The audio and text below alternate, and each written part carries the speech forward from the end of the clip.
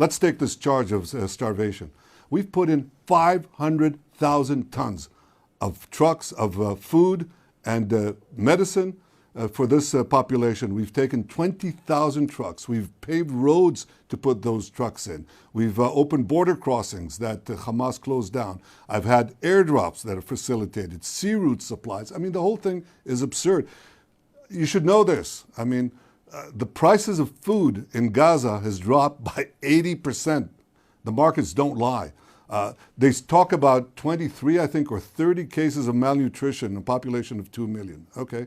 The United States in 2022 had 20,000 deaths of malnutrition. That's 3 times more than in Gaza. This is completely false. It's the kind of slander that has been leveled at the Jewish people for ages, and it's renewed now against the Jewish state. It was false then, it's false now. But one thing, this prosecutor, this rogue prosecutor, didn't even bother to come here. He said he'd come here to check the facts. He didn't check the facts. He just went out and demonized the Jewish state, and he's taking the ICC down the route of the General Assembly that passes infinite resolutions, flat earth resolutions against Israel, or the Human Rights Council that used to have a reputation that is completely blown because half the resolutions are against Israel, not against Iran, not against North Korea, not against Syria. It's the same thing. It's outrageous and false. And dangerous because it endangers every democracy. Well, no, we had the same concerns. We were trying to get the aid in. We got the aid in, and Hamas was looting the aid. That's what was happening. They were taking it for themselves or extorting the population.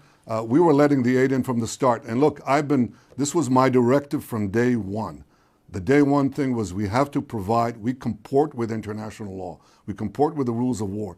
We have to get those trucks in. We're getting hundreds of trucks every day in. And that's been an aspect of our conduct of war because we try to get civilians out of harm's way. We've done things that no country, no army has done in history. It's not me saying that. It's General Petraeus saying that.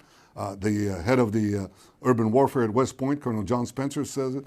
Israel has gone out of its way both in humanitarian aid and getting civilians out of harm's way with millions of text messages, millions of phone calls and leaflets that we've been dropping, giving up the element of surprise. Israel is given here a bum rap. I think it's dangerous because basically it's the first democracy that is being taken to the dock when it is doing exactly what democracy should be doing in an exemplary way. I think it will endanger all other democracies. Israel may be first, you're next, Britain is next, others are next too. And the second thing that is dangerous about this, Jake, is I think this fans the fires of anti-Semitism that are raging on American campuses and throughout Western capitals. They're pouring gas. He just poured gasoline on it, this rogue prosecutor Khan, because people initially will think this is serious. They think the ICC, this is a serious thing. It's not. It's a travesty of justice, and it's a pack of lies. I think these charges are exactly as President Biden called them. They're outrageous. They're beyond outrageous. This is a rogue prosecutor that has put false charges and created false symmetries that are both dangerous and false. And the first false symmetry is he equates the democratically elected leaders of Israel with the terrorist tyrants of Hamas. That's like saying that, well, I'm issuing arrest warrants for FDR and Churchill, but also for Hitler. Or I'm issuing arrest warrants for George W. Bush, but also for bin Laden. That's absurd.